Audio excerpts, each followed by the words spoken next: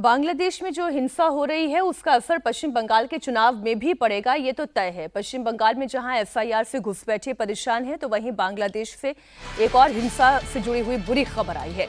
चुनाव से पहले बांग्लादेश की पहली महिला प्रधानमंत्री बेगम खालिदा जिया का निधन हो गया है। 80 साल की उम्र में उन्होंने अस्पताल में अंतिम सांस ली। शेख हसीना के तख्ता पलट के बाद फरवरी 2026 में पहली बार आम चुनाव होने जा रहे हैं।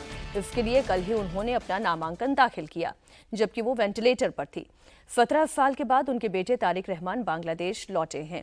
अब सब कुछ तो तारिक रहमान के हाथों में ही है। अवधेश जी, तारिक रहमान ही पार्टी का नेतृत्व करेंगे, चुनाव में आगे जाएंगे, सिंपैथी वोट मिलेगा खालिदा जिया के जाने के बाद। देखिए, इस समय बांग्लादेश एक अनिश्चय के भंवर में है। अगले 2 महीने की परिस्थितियां वहां क्या होगी, चुनाव तक चुनाव होगा कि नहीं होगा, ये इस पर निर्भर करेगा।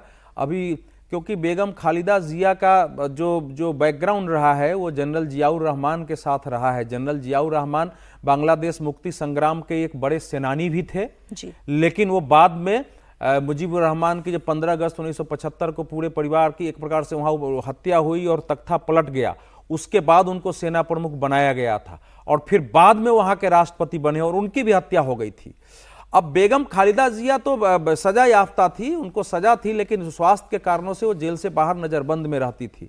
अब इस समय कहना मुश्किल है, लेकिन बीएनपी इस समय चूंकि एक बांग्लादेश की अवामी लीग के बाद दूसरी एक प्रमुख पार्टी है, हालांकि चुनाव में वो बिल्कुल रूटेड हो गई थी, तो अभी तक के हिसाब से लग रहा है कि तारिक रहमान की स्थिति बेहतर हो सकती है। लेकिन जिस दिशा में बांग्लादेश जा रहा है उसमें अभी आगे क्या होगा कहना कठिन है।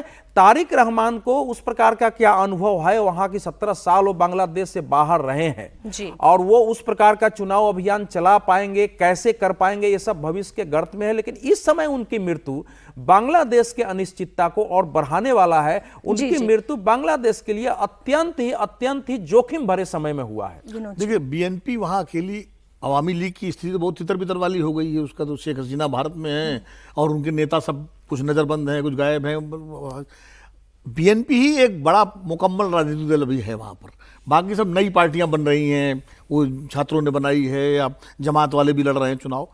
हालांकि बीएनपी भी एक तरह से राइट विंग पार्टी ही मानी जाती रही है अवामी लीग की तुलना में वहाँ के, लेकिन फिर भी बीएनपी जमात से थोड़ा अलग है, चूंकि वो एक राजनीतिक पार्टी। अगर बीएनपी वहाँ मजबूत होती है तो एक उम्मीद ये बनती है कम से कम मुकम्मल राजनीतिक दल के हाथ में बांग्लादेश सत्ता है। लेकिन जो अवधेश जी कह रहे हैं, मुझे भी लगता है कि चुनाव समय पर हो पाएंगे कि नहीं हो पाएंगे, जिस तरह की स्थितियां वहां पर गंभीर हो रही हैं, वो एक बड़ा यक्ष प्रश्न है।